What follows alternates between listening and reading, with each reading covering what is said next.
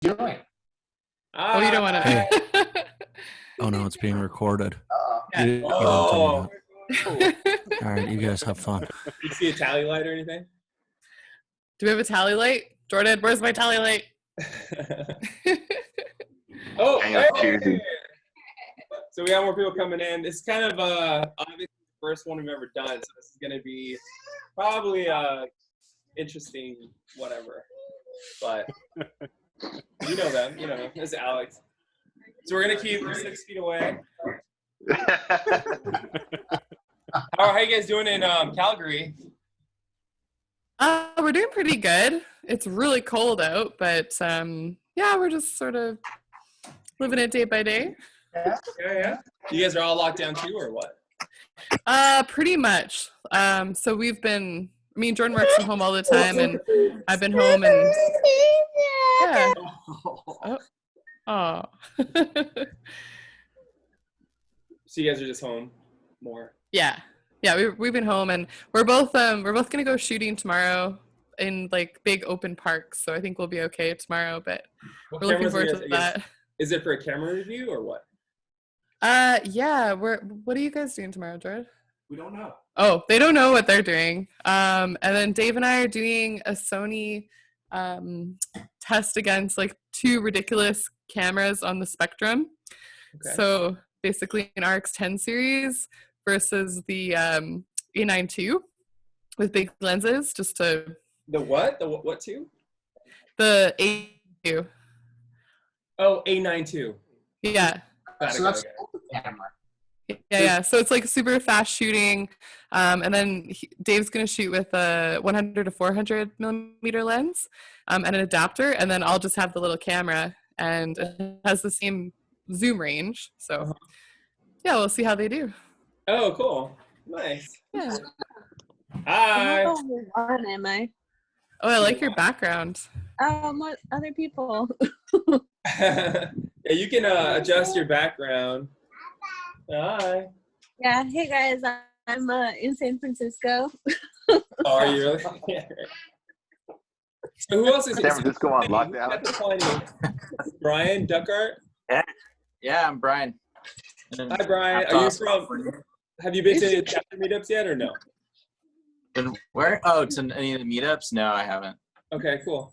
Well, nice to have you. I'm not drinking anything, so I'm gonna fix that. Alex? Yeah. Oh, what did you bring? I brought you my godson's brew. Oh, really? Ooh. That's from Oklahoma. Prairie. Turn it around.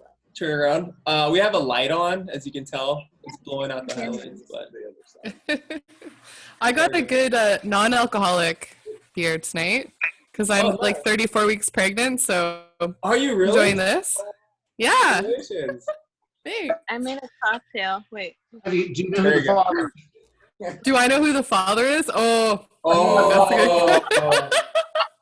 That's a I'm just testing the audio. I guess it's working. Okay. You're allowed to name him Juan, by the way. That's cool with me. Or Alex, Juan or Alex. I'm gonna get a beer. Alex is gonna see what else. Hey, can you see? Admit all people are waiting to get in. Oh. Here we go. Actually, here somebody named Noob is coming in. Take was gonna come in. He was having issues getting on. I'm trying to get, and then Robert from London Camera Project is gonna get on. He's in London, so he's like half asleep. But Oh, wow. wait, you hear him out? So you're all from Canada, except I do know a couple. Adrian. Mm-hmm. I'm from Canada. You're not. Whereabouts in Canada are you from? I was in Vancouver. You were in Vancouver. Oh. Yeah, you guys on the See that. Good old Tim Hortons in hockey. You get the Come on, we're- Gretzky? So much more than that. Oh, curling. There's curling too. Adrian, you're Oh, yeah. really here in San Diego, right? Hi, Berto. Your arm disappeared. Oh, it came back. You're talking to me or somebody else? Talking to the person that's trying to kill me. Look at my drink disappeared. I So like Ned that. All, so we got Dave, two Daves came in. I just watched that all night. That's right. Adrian, what kind of cocktail did you make? It has gin and guava nectar and passion fruit Turn the volume up. syrup. So it's healthy. So it's a healthy drink. It's a Yeah. smoothie. It's a healthy Yeah. All better? Nice. Hello? Hello. Yeah. Oh, sorry. We're listening through our projector, and the volume was really low. So you guys are like on You're actually on the big like a big screen. Doesn't probably come out, but That's yeah. amazing. Super cool. We figured it might be easier to see. So we're kind of a weird world we're in right now.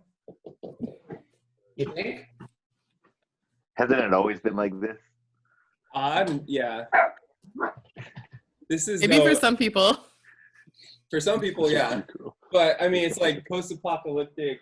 When you go back in time to show how we got there, this is like what we're living in now. Like all the stores are closed. You guys having a lot of shutdowns in Calgary, I assume. Stores are closed. Mhm. Restaurants are laying off people. Yeah, it's mostly been in like the restaurant and bar scene. A lot of retailers are still open. Like the camera store is still open. I saw that. Yeah. Are people actually coming into the store now? It's definitely very slow and sporadic, but we're doing like a curbside pickup thing. Right. And then we're trying to push more online orders. So we haven't seen like a huge boost in online orders or anything like that, but it's definitely changing. Well, I'd say the financial aspect probably is putting a bit of a crimp in the online side, is my guess. Yeah. Oh, yeah. Yeah, I mean, I think at least for this week here, like this is kind of our first week of things being in lockdown, and the biggest thing for us is all the schools and daycares are closed down. Right. Yeah. The daycare situation is kind of weird, right? It sucks because you're teleworking and you need the kids away so you can work. But then again, they're surrounded by other families and other kids who are doing whatever. Yeah. Lots of fun conference calls. Yeah. Hi, Taki. Oh, is Taki here? Yeah, he's right there. You see him? How does this work? Oh, We can hear you, Taki. though. We can hear you.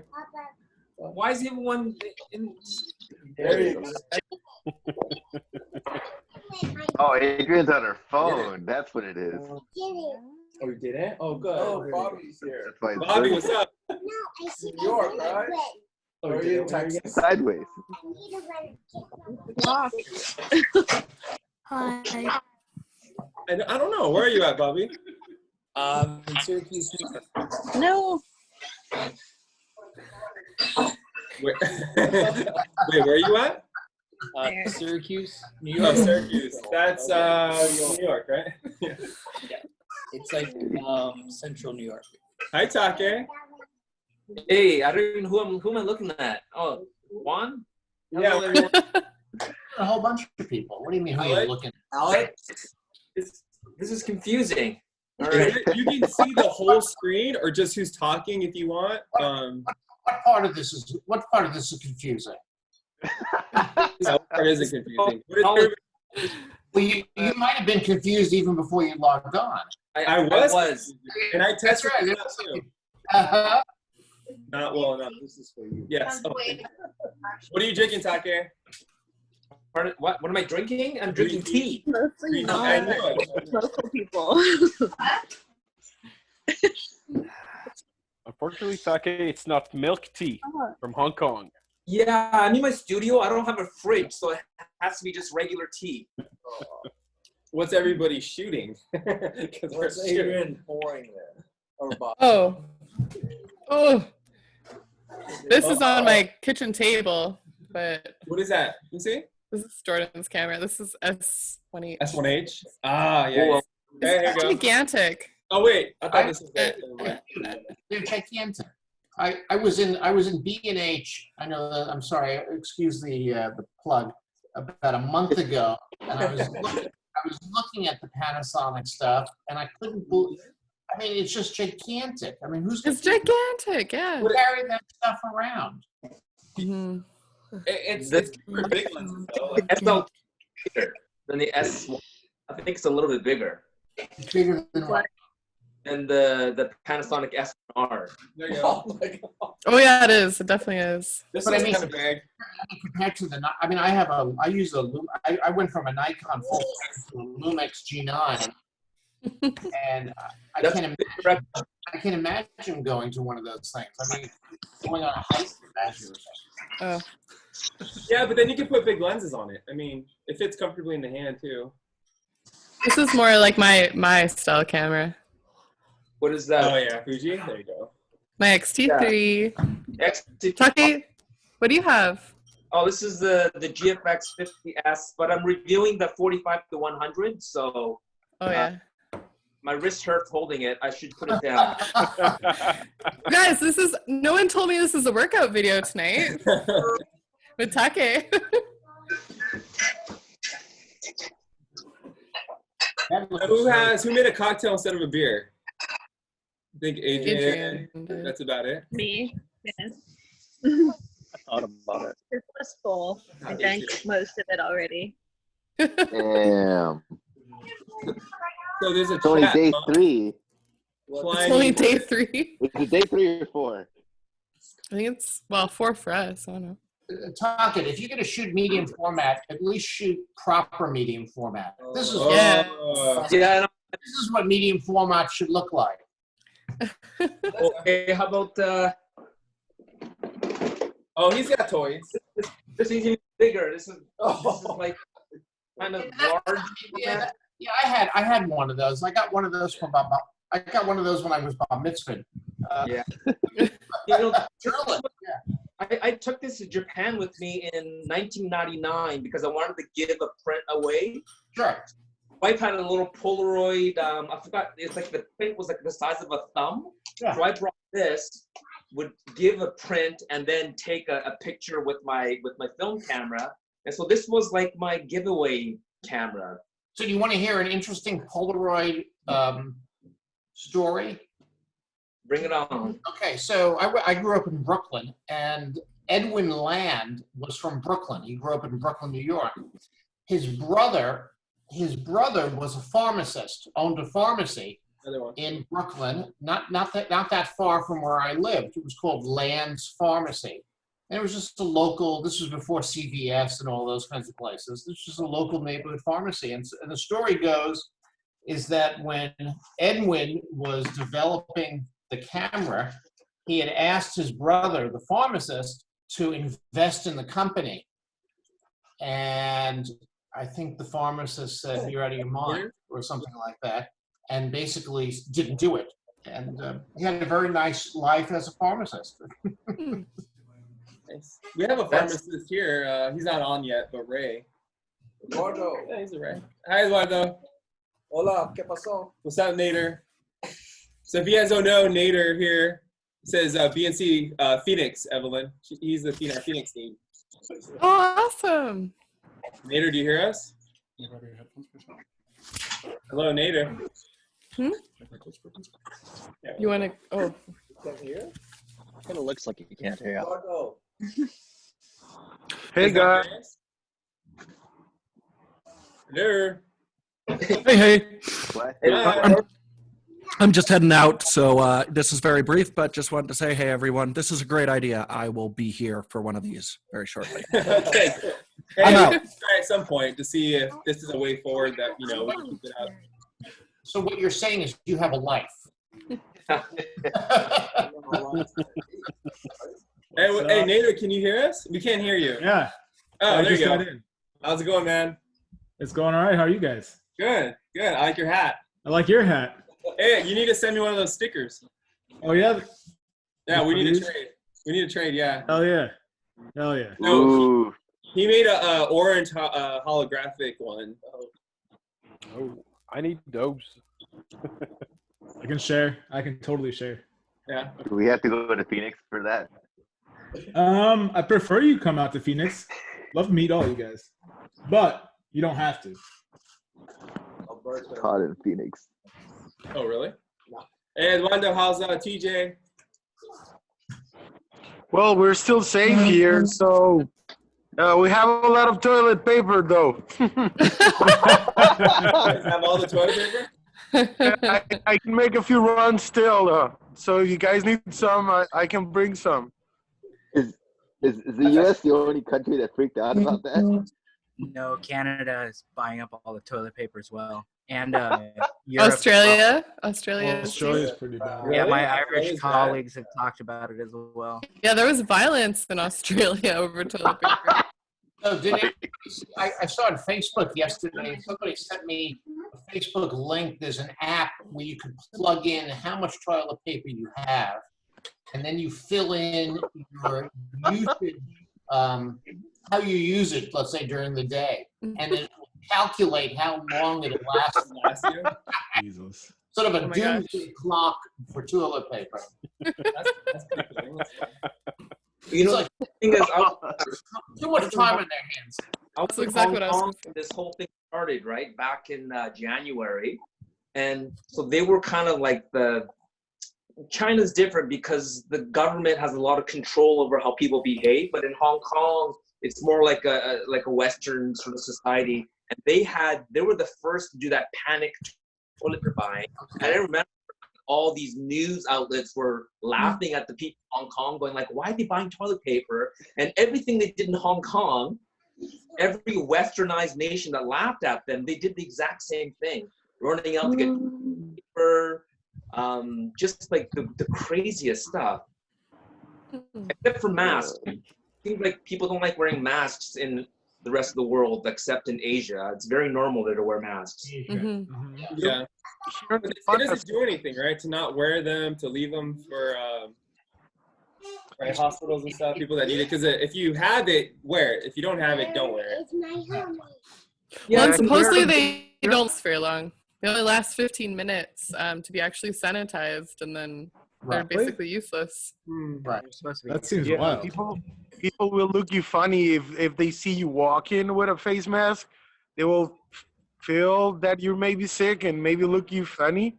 But well, trying to keep them safe also. So one thing that I've been pretty much laughing about now that we can at least laugh about it is that the emergency toilet paper that I say is that Costco has pretty much all the pallets filled with socks. So if the worst scenario, you can still buy some tube socks. You can get away with it.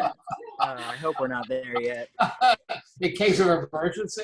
At least it'd be soft. That's right. And you know, worst comes to worst, you have something to wear. That's right. I mean, just take a shower afterwards.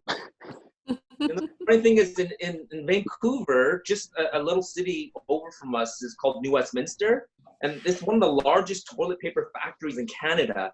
So even if the city shut down, we haven't made locally, and people still are panic buying toilet paper in Vancouver. I And love even in that you know that fact. Canada, People knocking on their door. toilet paper, right? We don't need to hoard in North America, but for whatever reason, that's the thing. I mean, I'm hoarding kind of canned supplies and rice and that kind of stuff, but toilet paper is not a big deal to me. Just because Canada has maple leaves. You know, just... That's true. We got a lot of leaves too. I was at Costco today, and there was a line for there was a ton of toilet paper. There's a huge line within Costco, and I didn't stand in it, but then it went down, and then it was I got in the line, and then they had given it all away. So they just had paper towels, which I figure you can kind of split if you really need to. But we actually have toilet paper. We're fine. We have water. We have showers. We have, you know, I think we're okay. How was Costco's supply of like pre-made meals? You know, the rotisserie chickens and all that stuff. Did they have that stuff? They had did. that too. Everything else was intact. They had everything. And it was actually really because they're only letting in a certain number of people at a time. Shopping was easy. The lines were really short, but you waited outside for like 30, 40, like 45 minutes. So it wasn't too That's bad. crazy. Has anybody been taking photos of like to document some of these crazy Well, things? in line, every person was shooting video of the long line. So it's definitely on like Facebook and stuff. I think there's like a couple people that are out there shooting, right? Like empty shots. I've been taking walks after work to maintain my sanity, and I've been taking pictures of all the businesses and stuff that are closed down or just doing to-go services. Yeah, because I mean, this is monumental. Like this is going to be a huge part of our history. So I think like it's really important for us to document as much of it as we can. 17 animals. Jeez. Damn. We're gonna eat in 30 seconds. Wait, who's talking? Tim's the guy that doesn't Yeah, Tim. use his mic when he joins. What? Sorry. I want to get my AirPods. It's a and Corey Cheesums? wants to get in the game. Hey. Hey, what's up, Tim? Hey, How are you guys doing? I'm good. She's working from home. I'm still going to the base to work on base, which is fucking stupid. Yeah. Yeah, I've been yesterday or starting tomorrow. Everybody's teleworking at my work. Finally. Yeah, my work extended it. We're on work from home until at least April 9th. My sister's work is through the end of April right now. Oh wow. Did you go in? No, I didn't go in. Yeah. Well, I have a kid, so if you have a child, we were allowed to telework earlier. So I haven't been in this week. And now schools aren't going to go back, and they're not going to come back. So it's going to be interesting to see what happens. Yeah, what's the word on that? 'Cause I only hear it from, the news, the national news. But what's the news in California about that? About The schools? Yeah, the governor is not going to have the kids go back, as far as I know, right? Yeah, they haven't officially said that, but I think the word on the street is that to reopen schools for 6 weeks or 8 weeks probably doesn't make sense. Mm-hmm. Evelyn, what's Alberta like? What's your school system? Yeah, they're going to be closed down probably until the new year, like till September. So there might be some changes with like just childcare, daycare, that kind of thing. But as far as we know, from K to 12, they're going to be closed down. Oh. And then they're actually evacuating some of the colleges now. Evacuating? Like getting them to all leave their dorms and everything. Yeah, SDS. It's really, Everyone it's out really of the dorms tough. this week. Yeah.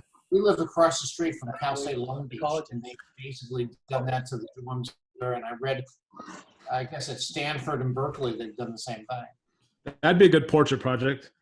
Yeah. So we're about to get into questions soon, just to kind of get controversial a little bit. Controversial? Oh, no. Because why not? These actually aren't that bad. It's stuff like, one is like, do you think digital has helped out film?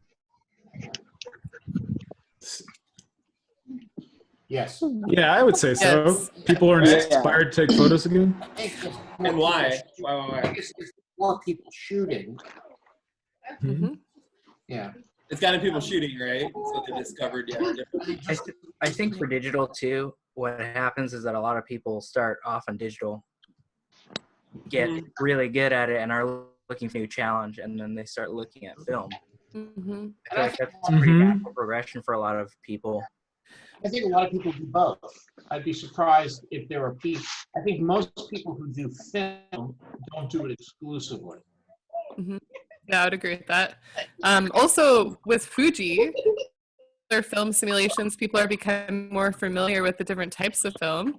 And then I think they want to shoot the real thing. Like we just saw the brand new Acros film, and it's gorgeous. I'm like 99% of the shooting you do is film. I've Original seen Acros. Yeah. It's a little more contrasty, right? A little more contrasty. Yeah. From what I've seen. You know, hey, what's up, Sarah? What's up, Mike? Oh, who's Mike? Mike's right there. He's all the way. Hey, Cyber Mike, how's it going? Oh, I should bring my hat too. Yeah. Get it on. He's another Canadian. Hey. Sorry, Juana, left my hat at home. I'm wearing my revolver hat. No, it's fine. But hey, you know, some of us older ones will remember, and especially if you were a nerd, like when I was going to university, I was the only guy that had a camera on me everywhere I went. I had my little Ricoh GR1, and I took it to class with me. I was taking pictures of my food. Everywhere I went, I had a little point and shoot. And I was like maybe 1 out of 100. Like nobody carried a camera back in the late 80s, early 90s. Like not a normal person. You have to be kind of a camera nerd, Peter Parker, type person to have one. And now I think because of the iPhone, that everyone likes taking pictures now. It's not like Uncle Louis with the camera will take a portrait for everyone. Now everyone has a camera, and then I think that brings the interest into the film. So I think without digital, I think film may have just kind of, there'd be way less people taking pictures. I think also without the platform, like if we didn't have Instagram, we didn't have Facebook, like people wouldn't be as interested in getting photos up to show off where they are, like what they're doing, something cool.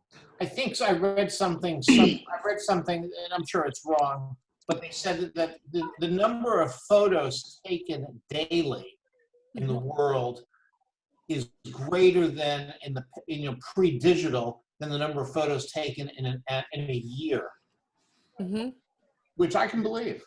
I can believe that. Yeah. I mean, everybody takes photos now. I mean, my camera walks around with the camera. I mean, can you imagine going to a restaurant and people in the olden days, nobody took pictures of the food. You took a picture of the food if you were going to call an attorney. Only the Japanese did. It was normal in Japan to take pictures of your food and stuff like that. I used to, yeah, I mean, it was normal back then in Japan, but I mean, yeah, you're right. And I was going to say, the AV nerds of the 80s are the Wes Andersons and the Sofia Coppolas and the Michael Bays of today, right? The guys that are in AV. It wasn't cool. Having a camera at school wasn't cool. You were part of the annual club and you were this nerd. And now you have these hipsters that are cool, but it was never cool. It was always cool. I took film in high school.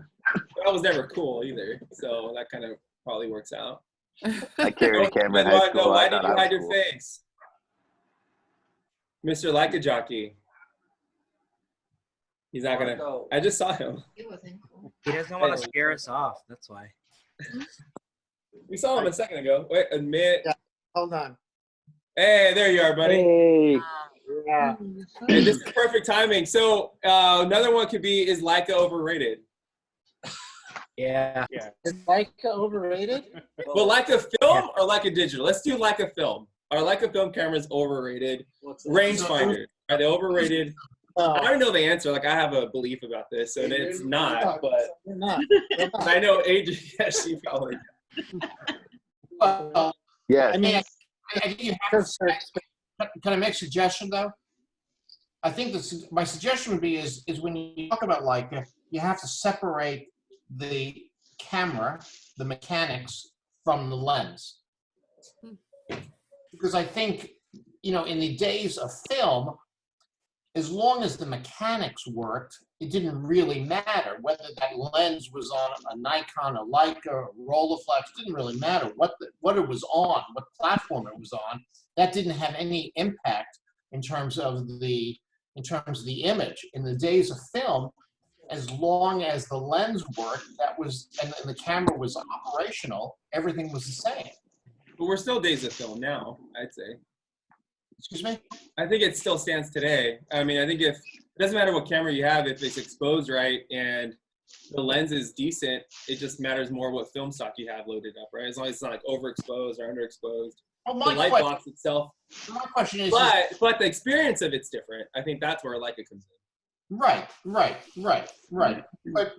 But that's sort of a personal feeling. Somebody likes to drive a Chevy or a Ford or a Mazda or whatever it is. It's not whether that camera is better or that car is better. Exactly. I mean, they all expose fine.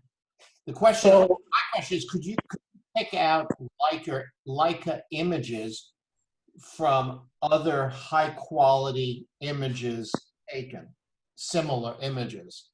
I think that depends on the lens, because some Leica lenses definitely have very specific character that you can totally see the difference in. Right. Two, also with a lot of rangefinder images, you leave a lot of, I know I do, if you don't crop it, you leave a lot of headroom because you're focusing quickly and it's all middle of the frame focus, right? Right. So I think I definitely shoot different when you shoot a rangefinder, and I think I can pick out my images if that's on a rangefinder versus like SLR or digital, because the way you end up with the composition is different, I think.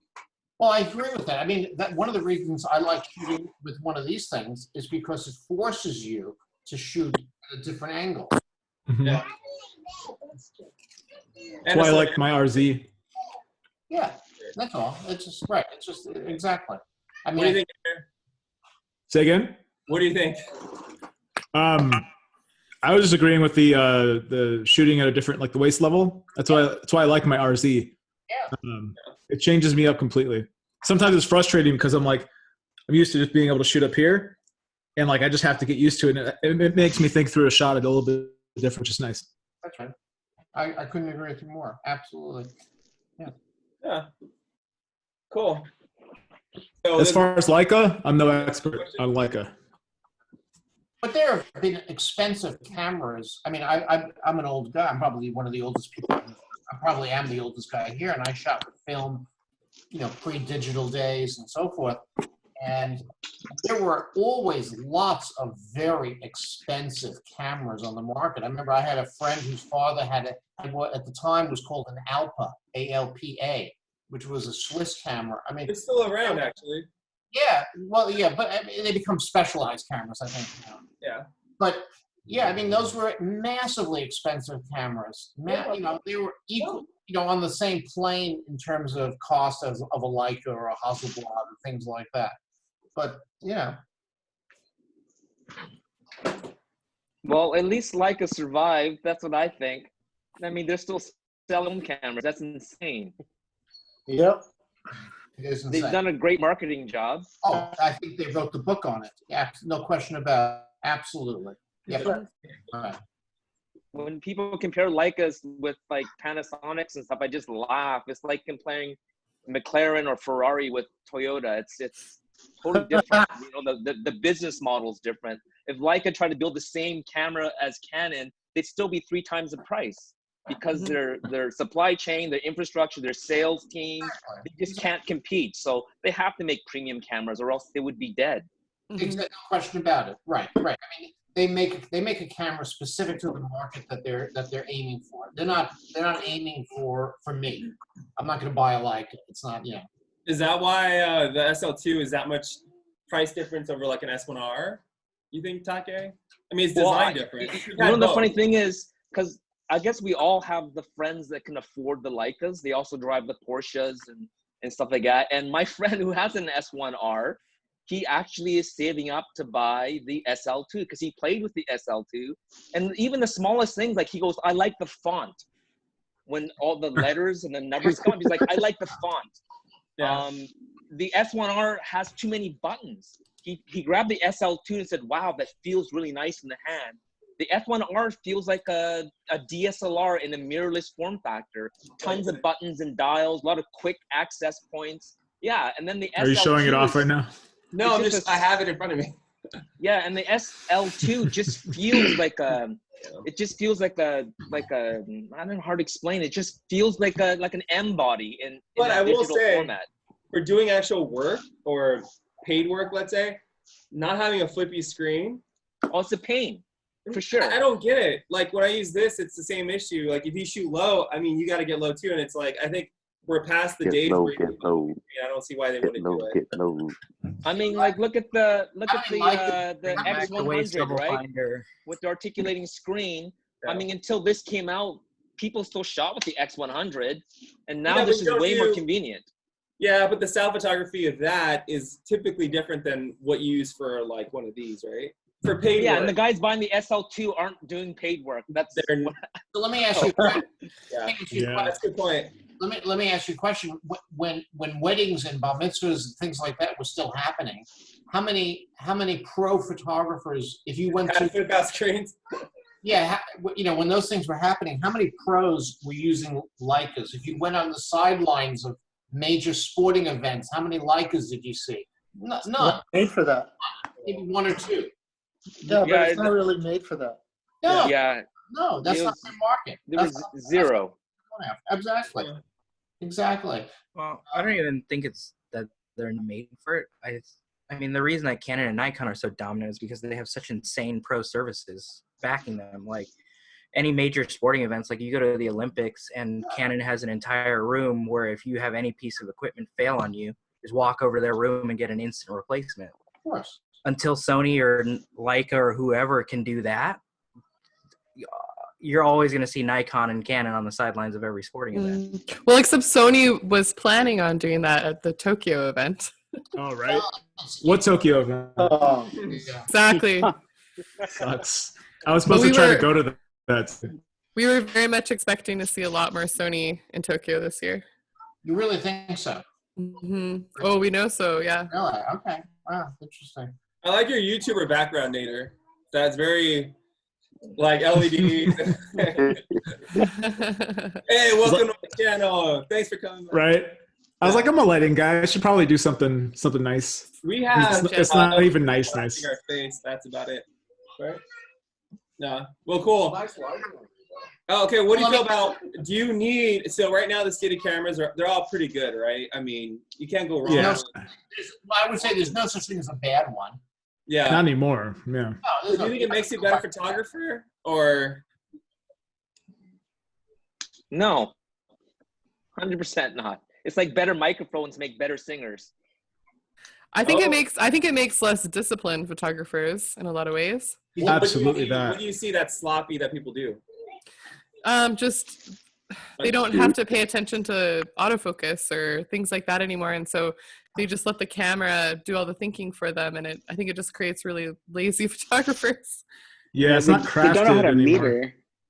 There's that too, yeah. I mean, people took sports photos. People did bird and wildlife photography before there was autofocus. And guess what? They got pictures that were in focus. I know it's hard to imagine, but they actually did. Yeah. I mean, it works. It's okay. You can do it. Hey, real quick, hi. Analog Talk, hi. Oh, hey, what's up? How's it going? You recognize Take? Oh, she's on. Sorry. Why can't I see everyone though? So there's a way to look at everybody as a grid. You gotta go gallery view. Sorry, guys. I just heard that California Gallery was view. shut down for a month. Oh, really? Wow. Swipe Yeah. your, screen.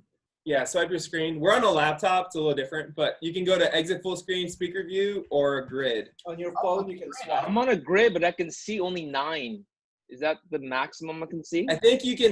Widen your. How many you see? I can set that in preferences. I've got 16 on my screen. Yeah, I've Oh wow. I have 16 as well. I'm on an iPad. Maybe that's my thing. Yeah. Yeah. How many people? I got 4 on mine. Yeah, I got 4. I got 16 as well. Wait, is this MySpace, the top 12? Yeah, right. So better camera. So newer cameras don't make you a better photographer overall. No. They make it easier to take photos, right? I think it makes it easy to get a photo that's properly exposed and in focus. Mm-hmm. But I think everything beyond that doesn't change. Mm-hmm. Yeah, I mean, like before there was the craft of photography and the art of photography, right? Like you needed to be physically competent to know how to load film and that kind of stuff. You don't need the craft of photography. You can learn it if you want to, but you don't need it anymore. And so then it's the art of photography, and that's what I said about. That's a YouTube channel. And that's where I kind of said, Ed Forbes. you don't need it. I mean, like that hasn't changed, right? It's good. Yeah. Good art is good art. It's like better paintbrushes make better painters. Now, They don't. now, do you guys think that all photography is art? Honestly, No. No. Photography is a drug. Some of it's just Photography's a drug. I like that. Where's that distinction? When do you personally see an image, and what to you makes it become art versus a snapshot? Like what is it that you guys look for? Like, See, I think a snapshot is art, but I think there's a difference between because street shooting is snapshots, but you're looking for a specific moment, whereas like a random snapshot of, I don't know, something that my mom would take, like I wouldn't call that art. intention. I heard intention. From Yeah. you. You wouldn't tell your I'm mom. gonna tell her you art? said that, dude. I'll tell my mom that she doesn't shoot art. She birthed 2 photographers, so she understands composition, but There's also the idea of having documentary photography and photographing something in time, and then eventually it becomes art because to us it seems like it's very iconic and it's indicative of that time frame. But when it was initially captured, it would look like a boring Wow. snapshot. I think that's a really good point. I think that's Agree a with really that. good point. I mean, if you look at old pictures, You know, they might have I'm gonna go beer up. They might have been snapshots at the time, but today you look at it as art. But now Vivian Mayer, on the other hand, which I really like her work, and she was just taking snapshots, walking around or whatever, but she, I don't know why, there's something about, probably because we don't recognize those moments and they do seem like art because it's in the past, but also there's another element to it. I don't know what it is, but. Yeah. I think there's an emotional aspect to it, actually, that I think, I know as you take a picture of a burrito that you're about to eat, you know, you want to send it to your friends and, hey, look at this nice burrito I'm about to eat. That's one piece. The other piece is taking a photograph of that burrito, but making it look so delicious, so edible, so appealing that, you know, when the person gets that picture and says, God, I'd like to get a burrito like that or something like that. The difference between, you know, the effect that it has on the audience. Yeah. If I take a picture of a burrito, it's gonna be a shitty picture of a burrito. But if James takes a picture of a burrito, I'm gonna go want to buy that burrito. Right. Yeah. No, that's true. Or you can do like a burrito with like rat's tail coming out of it, and it makes like a roach half. You know, like that element. That's impactful. Yeah, that's conceptual. That'll make me feel something. Yeah, exactly. Wait, somebody's texting me. Do you have a question? Anybody else have a question to ask the group? I just looking online. So let me ask you the question. I'll ask the question to the group. Going back to your Leica question, if money was not an issue, how many people here would go buy a Leica? Money's not an issue. Money not an issue? I mean, yeah. Like if I had a bunch of money. Well, you don't. Yeah. What if you already own a Leica? That's fine. I would like I bought- buy nice cars. And obviously, it's like okay. But I mean, I bought a Leica Funny for both. for $300 at the camera store, and it was a mini Lux, and that technically wasn't a ton of money. $300 is, I mean, it could be a lot of money depending, but I mean, you could buy a Leica 3F for a couple hundred. You could buy, you know, a R5 or something like that. Let me change it. If you can go out and buy an SL2 with a set of SL2 lenses and so forth, money's not an issue. Who would go out and do that? And by the body, but not the lenses. They're too heavy. Yeah. Oh, God. No. Or I'm also, I think I'm a decent shopper, and I start to kind of, at some point, I start to evaluate, like, I mean, is it really worth the extra money? I don't own many Leica lenses at all. I own like really old ones, but I own a lot of great Voigtlander lenses or Zeiss, and that to me is great. Even 7 Artisans, I have like ones that I'm testing right now that are amazing for $200 or $300 or $400. No, I mean, my question was, and I know Eduardo would love, he puts those on his Leicas all the time, and he thinks that's what belongs on Leicas, right, Eduardo? I say sell all your lenses and buy a Summilux. There you go. I've had a Summilux, a R, but it wasn't that good. But it wasn't an M Summilux though. do you take out the Leica to shoot? Are you comfortable with hauling it around? Would it become your daily shooting? My film Leica is my daily shooter. Oh, not the SL2. No. My M body for sure. When I'm in Hong Kong, that's my main camera. Okay. Film is cheap. Development, processing, scanning is cheap. If I had a choice between digital and film in a city like Hong Kong, 100% film. Because I like aesthetically what I get out of it, and also I like the limits that film gives me. I like it. I like my pictures just look better. I can't explain it. That's all right. You shoot differently. That's all right. No, I think listen, I remember in the days I used to shoot a little bit of 8mm movie, and 8mm movie film, to buy it was expensive, to process it was expensive, and you had 3 minutes. It was 3 minutes. I mean, that was it. And 3 minutes goes pretty quick. I don't have to tell you. Yeah. And, but it sort of forced you to ration your supply pretty effectively. Mm-hmm. Well, how about this, Ken? What if I add to what you had said? So what I had said. So when I'm in Hong Kong, I usually get film sponsors, so I get all my film for free. Okay. And then my buddy in Hong Kong, Camera Film Photo, does all my processing and scanning for free. So if you could go to a city where the film is given to you, and also as I review gear, I have manufacturers loaning me lenses. So imagine you could borrow any lens and any camera body, your film is free, and all your developing, processing, scanning is free. Would you shoot film? And would you shoot Leica? Yeah, of course. If I was going to shoot Leica, I would shoot Leica film.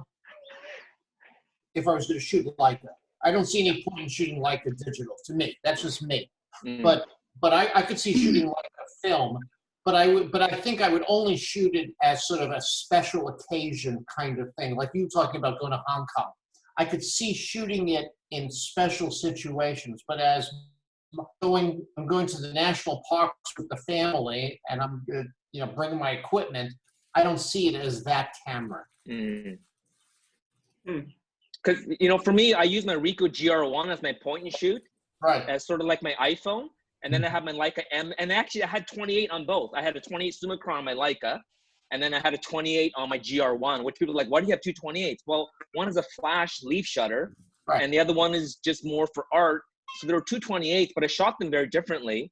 And I don't know what everybody else, would you use it as your everyday camera if everything was free? The film was free, if the development was free, they scanned it for you, they emailed you the scans. So it's almost like would you do it?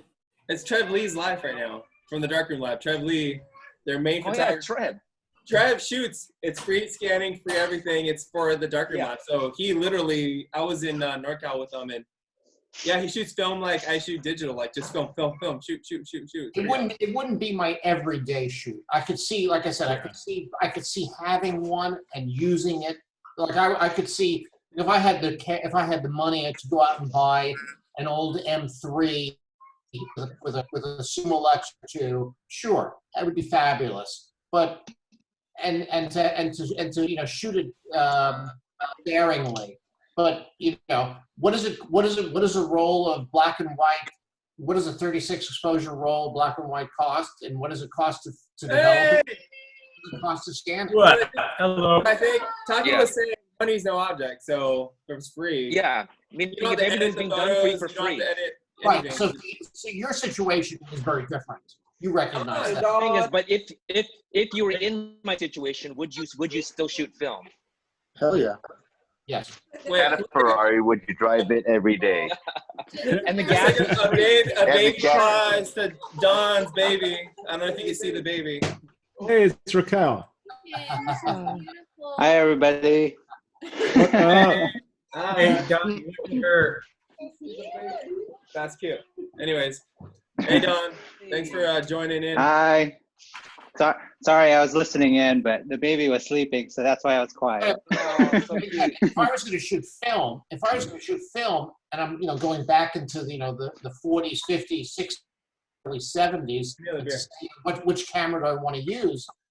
There's a lot of great old stuff out there. You want to shoot like an S2 or SP. My friend's father had Contacts in the day. Those were fabulous cameras. They didn't lose anything to Leica. Yeah. Well, Minolta made a lot of Leica stuff too, right? In the 80s, right, Take? He educated 70s, 80s, yeah. So Minolta well, kind of... they work together, just like how Panasonic works with Leica today. Leica could not keep up with the Japanese manufacturers. All their European brethren disappeared or got eaten up by other manufacturers. They knew they had to work with a Japanese manufacturer. They thought the future was SLR, which was a huge mistake. But they shared a lot of information together. So it was a great collaboration. Actually, it helped Minolta a lot. Their glass was very impressive. I in fact prefer Minolta autofocus and manual focus glass to the Nikons and the Canons and the Pentaxes. Yeah. Of that era, late 70s, all throughout the 80s, Minolta glass is beautiful. Oh. Yeah, I mean even the Rockford 40, right? F2. Yeah, I mean Minolta film cameras of the day were fantastic. I mean, they owned a particular marketplace, with that stuff easily. Yeah. Yeah. So black and white You know- photographers only. Are they? Is it a cop out from color, or is it? I'm asking this because people have an account to just black and white. Is it a cop out because you don't know how to do color, or is it an actual choice? Well, I think it's an actual choice. It's a choice. It can be a cop out, but man, black and white photography is dope. I've done black and white, but You get so much more control with a black and white film too, because you can tailor your developer to give you a certain effect.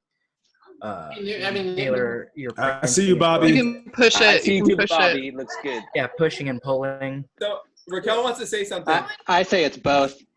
I say it's both for me for both. sure. She, I'm too lazy to have to deal with color, so I shoot it every day. It's just easier. I like it, so why not? Yeah. So. No, I know. I'm just messing with you. Kids, go ahead. I said he's Bernie and Alex, and I think black and white is super challenging. Like, I think it's incredibly hard to shoot black and white. Oh, I think you're absolutely right. I think when you look at black and white versus color, I think people are sort of, to some degree, I don't want to say mesmerized, but they're mesmerized. I can't think of another word about the color. When you look at black and white, all your focus is on the image. You're not obviously focusing on colors. You're just focusing on the image. Yeah. If that image isn't strong, it's dead. Mm-hmm. Yeah, see, for me, like when I look at, I don't take, probably because I'm not a good photographer, but I don't take photos of stuff because of the color that much. Actually, that's like secondary. I don't a third or something. So to me, whether it's black and white or color, I don't really see it. I think If what's it's black and white, it's obvious, but if it's color, I don't ever look at, oh, cool tones, dude, like that kind of stuff at the color part. Because you get to me, it's like an editing choice. So I just look at, I don't know what I look at.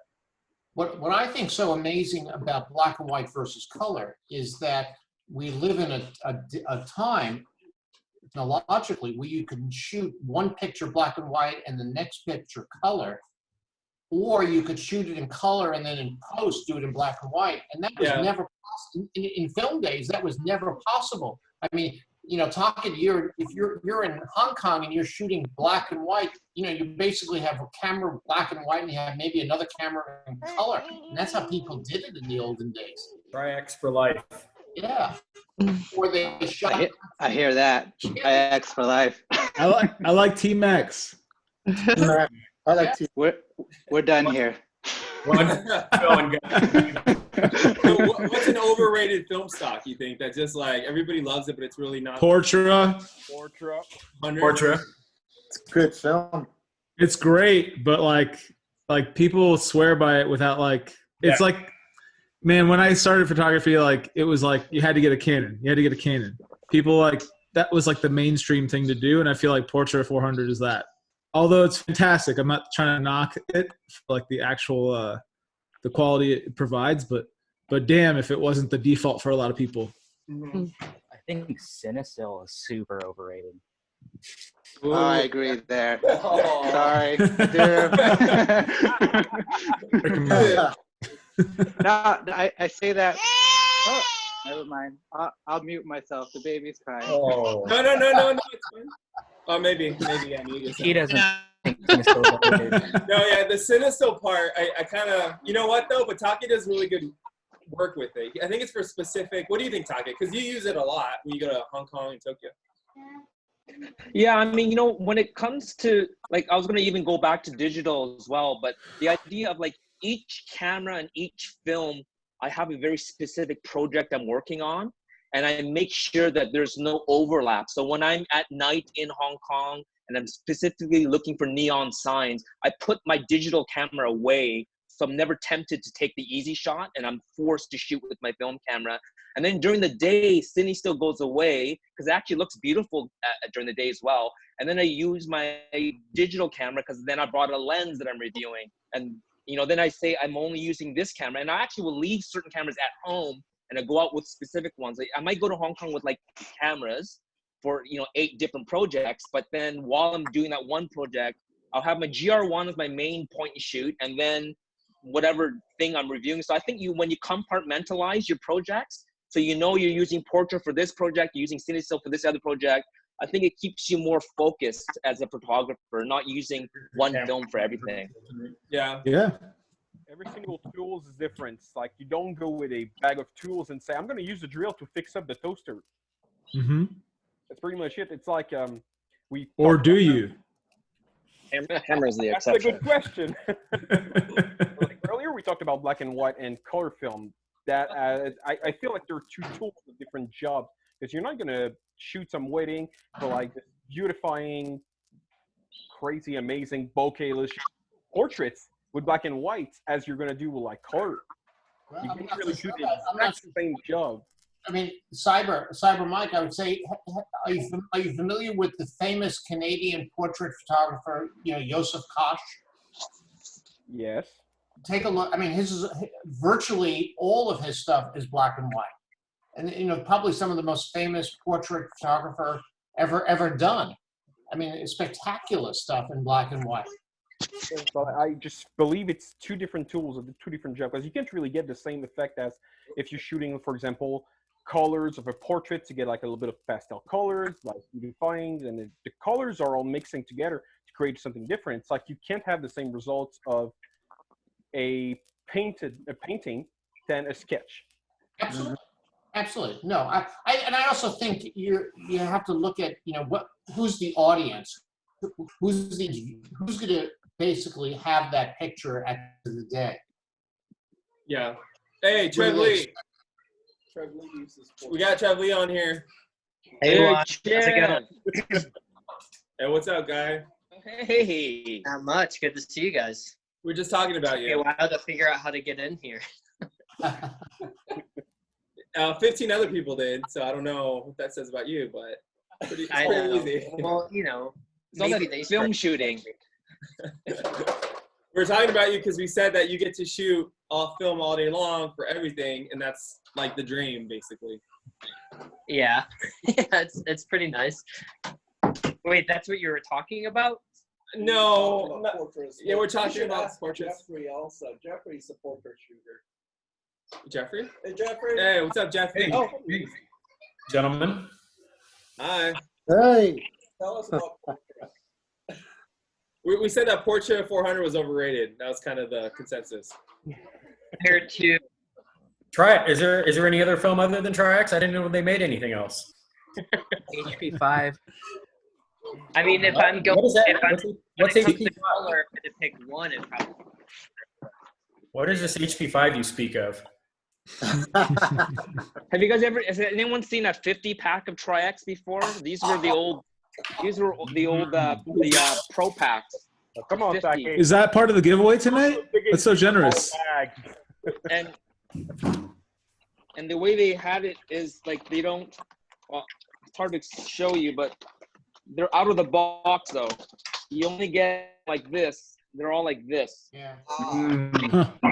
You get 25 per layer. And Tri-X was nice because they actually had clear canisters. Most of Kodak, back in the old days, Ken, you might remember this, when you traveled with film, depending on the country, Kodak liked using black canisters and you couldn't see the film inside. And so we would keep all of our Fuji canisters, which used clear canisters, and put all your Kodak in it. So then when you showed at the airport, they could see through and tell they had film in there. Where if you had the black, they'd make you take every roll out and double it. I think China used to do that and Russia used to do that. All the press photographers had to take all their film out. So two things on that. I go back far enough before the plastic canisters when they actually had aluminum canisters and you had screw on tops on them. Like this. Is that plastic? No, this is aluminum. Is it aluminum? Oh yeah. Oh, yeah, you get those on eBay. Yeah, so those. And I also remember is that, we used to carry what we called X-ray bags when we went through. Yeah, lead bags. Yeah, the lead line bags. Yeah. Yeah. And then you check them in. Well, you used to take it out. You used to carry it separately, and you go to the guy and you say, "Hey, listen, can you hand check it?" And sometimes they would, and sometimes they wouldn't. Yeah. Okay, I mean, we've always struggled with traveling with film. There's always a struggle. Is it? Yeah. Do you go through the scanners? What's the issue? Is there an issue with them? What I mean is even in the 80s we struggled. Like, you know, when you had 50 rolls of film, some countries would hassle you. Oh yeah. Make you take every roll. You have to know the country you're going to and what the rules were. I know a lot of my press photographer friends that went into China always were hassled.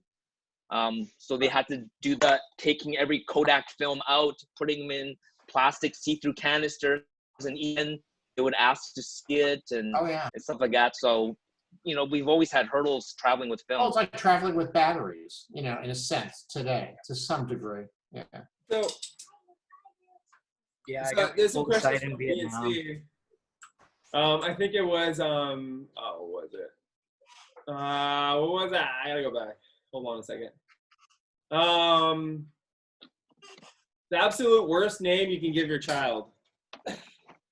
That was a question they wanted to ask. Go on. Oh my god, Chuck.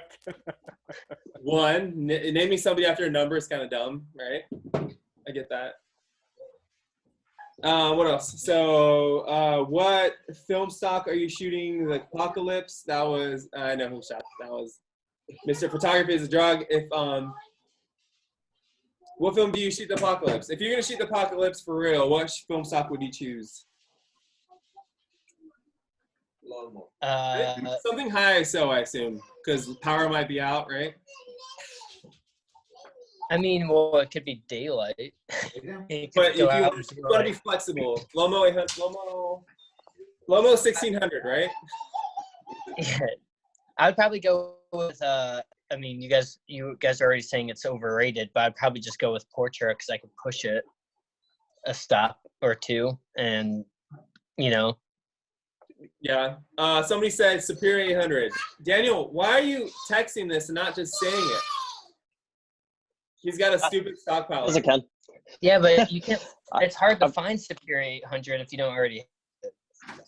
Is that the same? Oh yeah. How about Natura 1600? That's even harder. That's like $50 a roll. I can't do that. Do you bring some back? I sold my whole stash of Natra 1600, $30 a roll. Yeah. I bought it in Japan for $7, I think. That's quite the markup there, buddy. Any other questions? Do you think? If I would it would either be this or this. If 3200 so good. Just so good. That makes sense. This stuff's amazing. That's the shit. HP 5 pushed to 3200 is real nice too.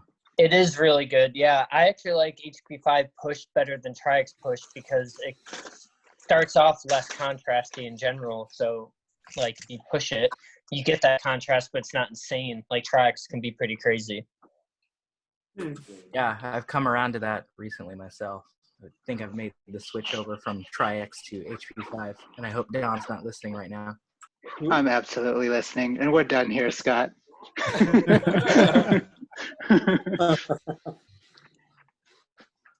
Now, Tri-X for the exact same reasons, or the exact reasons that you guys mentioned. I like it being really contrasty and to the point where it's like at the limit of it failing. That's kind of how I like my images. So.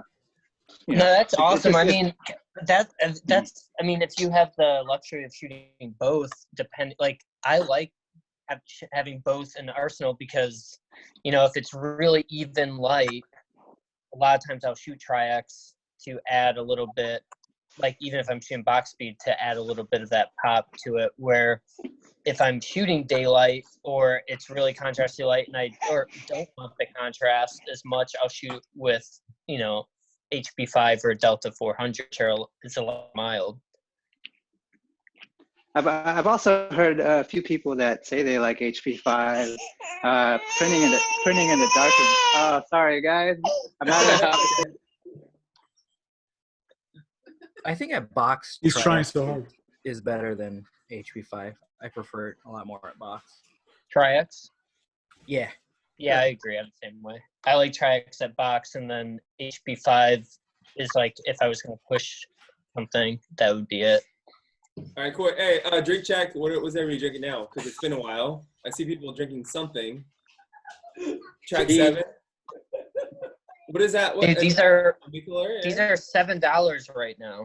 I'm still It's 32 ounces. Oh, that's cheap. A crawler, right? Crawler. Wine? Yeah, straight from the tap. Hey, say hi, Trev.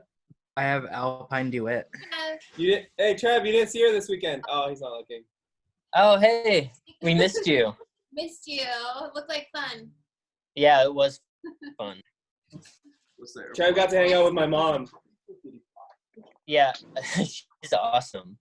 Yeah, your mom's cool. I don't know how you got so cool. Who, Trev? No, both of us. Anyway, so what else? What other topics? What's the? I don't know. What's going on? How do you think the industry is going to do through all this? Oh, that's a good one. What was that? How do you think the industry is going to do through all this? Do you mean film, like on the film sales side, or the lab side? Photography. So very general. Well, I would say lab-wise, it just depends on. Like I work for the darkroom lab, so I can speak on their behalf. Like, if we can stay open based off of like government regulations and with people like coming in to work, we'll do pretty well, I think, because we're already getting it's lower. Like we're already getting relatively lower like orders, but we're also getting a lot of people that are sending us film for the first time because their local lab has closed because they're not allowing local like in-person drop-offs. Mm-hmm. So the fact that we're predominantly a mail-in lab helps us because we can stay open because we're not a majority of our business isn't through face-to-face in-person type of stuff. Yeah. So for us, it's still going as normal for the most part, but I can't speak on the behalf of like other local labs, or it just depends probably. Have you seen the news right now? Something about lockdown. What do you right? mean? Yeah. Well, California's on full stay-at-home lockdown now. Wait, who is California? California. Governor can't just go declared home. it like 10 minutes ago. Oh yeah, orders all Californians to stay home. Ooh, Governor Newsom, right? Yeah, Alex. You're in trouble. He's home. He lives up the street basically. Yeah, I had to go get some groceries. Damn, that sucks. Yeah, it's kind of crazy. Yeah, I think. Are you It'll just be taking interesting to groceries from see. Juan's house? You're saying? What was that? He said he's getting groceries. So does that mean he's just taking groceries from your house and then going home? Yeah. His pockets are full. Toilet paper. Can anyone do that? Oh, they went to Costco. I was at Costco today, so. You're going to take all your TP, Juan. When did you say they were out? They were out. They got. Hey, they were out Juan. when I got in line. They're out. But I have paper towels, which is better, so because it's bigger. Be right back. You know, guys, the thing I'm most worried about, I don't, not that I don't care about Sony or Panasonic, they're big enough, they'll survive this. I think film was already kind of fragile in terms of, just the entire supply chain and how film is made and stuff. And I'm more worried about, so Trev, it's great that the lab is doing all right, and my friends in Hong Kong and other places are doing okay. But if Kodak can't make film anymore, or Fujifilm decides making film isn't really that high in their priority and they need to make some cuts, I mean, I'm worried about film more than anything else. The production of film and paper and chemistry. Did you I'm see worried that about the cosmetics arm of Fuji? The cosmetics Yeah. arm of Fuji has one of the trial vaccines right now. Yeah, for sure. And that's what I'm saying. Like, if a company's hurting, like Fujifilm, they'll drop film before they drop anything else, right? Doesn't They Fuji did- stockpile a lot though? Like, Mike. isn't a lot of their stuff like they could be fine for a little? Like, from what I understood, is like they stopped making a lot of stuff for a while, and they were just like giving out their stockpile. Yeah, certain film stocks, but it would still only last 2 or 3 years. Yeah, but this isn't gonna go for that long. Don't you think? As businesses need to make cuts. don't you think that for companies like Kodak and Fujifilm, that the film end of the business, I hear your photo set. the film end of the business is really a vanity aspect? Camera's broken. Well, you know, with Kodak, you're thinking of Kodak is now it's a divided company, right? Yeah. So for them, it's their bread and Kodak Alaris, that's their bread and butter. So they needed to survive. Film Piranha, some of these smaller brands. I think if the supply chain is broken, meaning just the basic chemistry they're buying, yes, they're screwed, you know, and they can't recover. Oh, that's absolutely right. Hey, cheers. That's what I'm worried about. Yeah, that's right. I mean, how many months, how many weeks of no business can some of these businesses survive? Yeah. Right. And if you're and if the business is out, and now it's 3, 4, 5 months later, you go back into that business. Is that the business you're going to invest in? Exactly. Yeah. I mean, you think if a country had to choose between baby formula and photographic film, they're gonna go baby formula, right? I mean, of course. And so that's why, and so I think a lot of these smaller brands or even some of the Kickstarter projects, they'll just disappear. Oh, totally. They'll just stop making cameras. They'll just like, hey, I need to eat. I need to feed my family. Film was fun, but now I can't get toilet paper. I'll be back, or maybe not. You don't think it's an elastic kind of economy with film? I mean, I think you pay $10 for a roll or 11. I think I don't know what that's a decent percentage increase. You don't think it's an elastic thing? I think people shoot film because they can afford to, not because they have to, right? Definitely. They'll still shoot film. But I mean, they might buy less rolls if they don't have a job. I guess they'll stop buying less rolls. I mean, the film companies weathered the 10 years prior to this big boost. I think they can weather this for a little while. Yeah, I really do hope so. I hope so. Yeah. Do you think, let me ask you this. Especially since we're coming off of a bit. I mean, like right now, it's probably the most popular it's been since it went down. Do you think that the film end of Fuji's business helps its digital side? Well, the Instax sure does. Instax is very profitable. Absolutely. I don't think they're going to get rid of that. It makes them a lot of money. So 35 mil is probably a lost leader for them. But like you said, the name film is in their company, so they probably feel obligated to make the stuff that makes them the most money. So, after OC brought it back and some other film stocks. It's a little difficult when you go to the board of directors meeting and trying to tell them why you're still making 120 film for this thing. Yeah. Yeah, I mean, they're not making any money on that. Yeah. Really? Yeah. Well, luckily it's grouped in with Instax. Yeah. But I mean, I think in a sense, other companies went through that. I mean, people were concerned about Olympus, for example, some years ago going out of business on the photo end.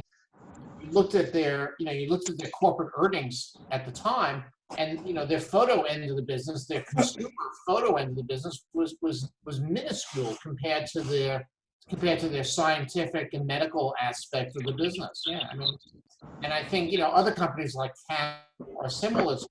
Now, companies like Nikon maybe are a little different, where they potentially have a much greater portion of their revenue and profit coming from the camera side of the business. Yeah, for sure. I've been worried about them for a long time, the past 5 years.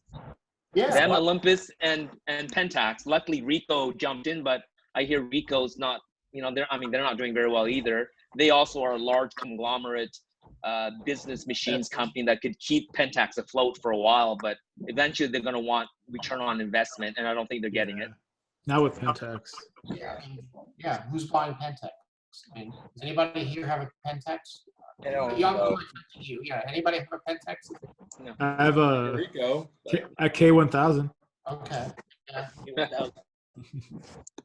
So quickly, I think the revenue you want to say there? has already gone through the revenue stream. So wait, did I miss a question? Probably. So we have 15 minutes left. Okay, so this is the first time. This is the first one. We're kind of learning. Forever to get a line. I think this is great. And I think some other chapters might follow suit and do this again. Yeah, this is only an hour and a half and actually went by pretty quick. I was surprised because it's over at 7:30. And it's like Did everyone already crush their beers or what? What's up? Said, did everyone already crush their beers or what? I'm on my second one. First one. Yeah, I'm on my second one. I came in late. I came in late. Oh, you got the coffee? Nice. Yeah, but so anybody that hasn't spoken wants to say? Digital. I like cameras. I like cameras. I like Hey, Adrian. I like cameras. But for the next one, I mean, this might be a reality, and hopefully after this one, I can promote it more and kind of have a handle on what it's like. But anything we should do next time, or? I think I like this. I want to definitely utilize this for Phoenix for a little bit. Yeah.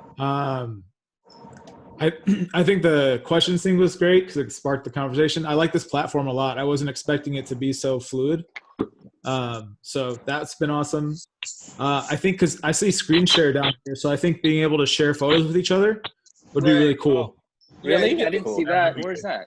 Yeah, where is that? I'm on a laptop, but there's a screen share button down here. There's also the chat room and stuff. So there's a lot of communication that can happen all at once, which is really awesome.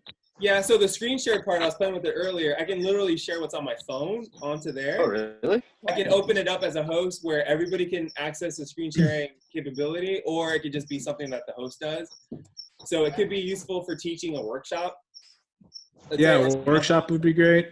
Yeah. We're doing like photo critiques.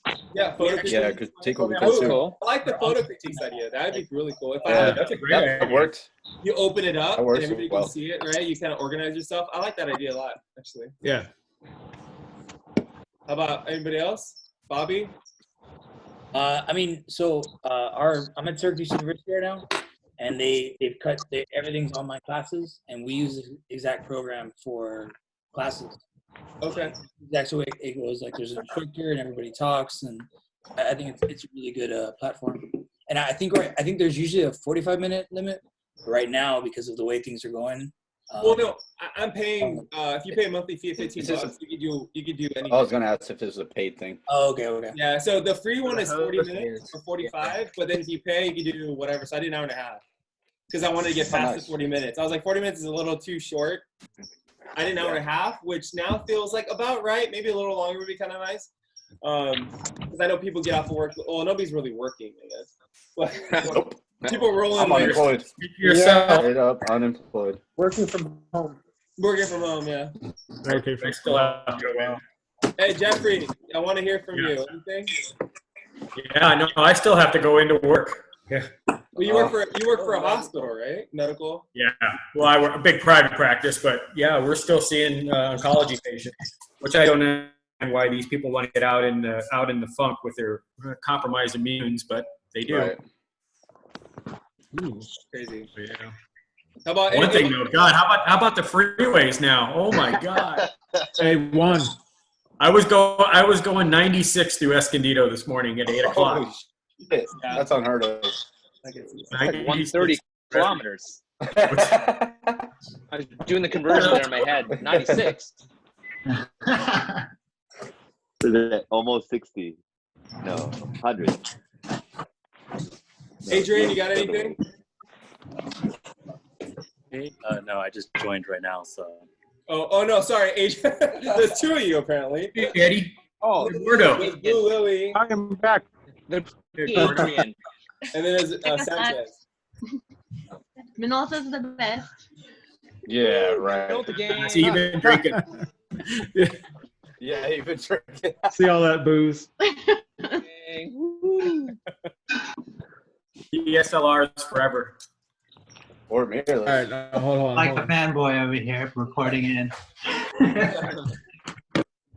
Well, listen, I'm gonna sign off. So Look at all that. thank you very much. Take care, Ken. This was a lot of thanks, fun. Appreciate Yeah, it. nice talking to you, Ken. Nice talking to all of you. Nice seeing you. Hope to see you We'll again. see you soon. Let's meet you, Ken. Way in the future. Well, this is Dude, over. this is pretty 5 sick. minutes. We have 5 more minutes. Anything else going on, Trev? What's up? Anything we should expect from you posting something cool? Hey, Eduardo. Well, we're doing. I mean, we're doing that competition Oh, explain that For- contest. Document your life. Yeah, we're just it's a 2-week or 2-month long contest, so you guys can just submit 3 photos individually On and film. basically documenting what you're doing in everyday life But on film. currently on film. And we're going to be giving away 3 cameras for the winners. And in the past, All Leicas, right? giving away Pentax 6.7s, X-Pens. X-Pens. Oh shit! So, I mean, it depends on what Phil decides to give away, but he has some good cameras. So we'll be announcing those in the next 2 week or so of what the prize cameras are. But basically the way it works is after 2 months, me, Matt Day, Phil, we'll probably even include Juan and some different people. We'll go through and pick the top 12 finalists, and then they'll be put on our website to vote, and then the top 3 will win. Yeah, it's film. If you go to Darkroom Instagram, you can click on the bio link, and it'll bring you to everything. But it'll be fun because it'll be fun to see what's going on and see people get creative in their own space and at home with their family, which for some people is very natural and some isn't. So it'll be cool. Very cool. And then the film idea has been pushed to September or something like that. Yeah, it's probably well, we were talking with KEH on how to make it happen. But then with this, it's definitely going to push it back. And Juan, actually, I have based off of your Voigtlander 35, I have one coming. I got the 1.2 coming from KEH. The new one. Yeah. Nice. Hey, Trav. Yeah. Stop touching your face, buddy. I haven't. My hands are clean, so I'm good. I'm looking out for you, brother. Hey, nice call. Nice. I even I stopped by track 7 and we disinfected everything, so we're all good. That's very cool. So no meetups are happening anywhere. Right, Nader, that's not happening. SAC's not happening. LA's not happening. Yeah, all of our bars are closed. Yeah. Okay. Let me know if you want to use this account for yours. I'd love to. As soon as I log in, I can actually designate somebody else as a host. Okay. That'd be great because I can log in and then kind of let you do it, and then you can get the same access. Cool. Oh, that's dope. I'm gonna log in. You don't have to pay the fee or whatever. Oh, it's a month. And I see. I'm looking at their packages. The next level up, and I'd be happy to chip in on it. But you get say again?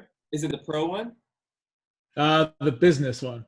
The pro one so is the business one. You have to have at least 10 people, and it's at least a certain amount per month per person. Minimum of 10 hosts. Okay. Yeah. I just see that they have a vanity URL, and that would have been cool to just be beers and cameras. I know, because I was gonna do that. I'm like, an extra $5. What's that? But then I looked. I'm like, for 10. I'm like, that's not where we're at. It's not $150. So what I have now, it's up to you, but you can definitely use my account. You can log in as me or just whatever. Yeah, let's talk about that off this, and I'd love to. Same with you, Trav, and David, who's not online, but yeah, I'll talk with David the next time we do one. I'll be more prepared and ready. It would be fun to I'll talk with you. It'd be fun to plan something. Okay. Trev, which chapter? Sacramento. Cool. Sac. Which I like. Which Juan the thing I like to brag about is I think our chapter we are almost 100% film. You don't even see a digital camera. Cool. That's cool. What an elitist. That's so gangster, right? But they're not. But there's zero Leicas. So we're not. Oh, that's pretty really? good. Oh, yes. We're dedicated Plot twist. Film with 0 Leicas. And if there is a Leica, it's only mine, and that's an M5, which is the ugly duckling of them. It's so beautiful. I love that one. But, hey, what's up, Greg? Rick James. What's up? Hey, we're about to sign off and you sign on. So That's fine. I'll say hi. I think next time I'll make 2 hours. I'll see you guys later. Hey, later, man. Yeah, Take see ya. care. So I think I'm gonna end up. We're gonna sign off in 2 weeks or Right. whatever. We might do it sooner, but probably 2 weeks. But it'll probably be 2 hours instead of 1.5 because I think 2 hours is fine. I think 2 hours is easy. Yeah. All right. Nice to see everybody's faces. See ya. Likewise. Good to see you guys. All right, take care, guys. Wash your hands. Click. Touch your face. Click. Hey, before we Wait, do go, you say touch your face or don't touch your face? I think it's touch it. Yeah, touch If you have it. a Just beard, you can touch it. Unless you want Well, to. you're out of that one. All right. Signing off. Hey, Dave, you're a little late there, buddy. Dave. We're literally about to sign off. Dave, He's from New York. ready to sleep. Dave, New York. Dave from New York. Hello, Dave. Oh, hello. Hey, this guy's from YouTube. All right. Later, guys. See you guys. Take care.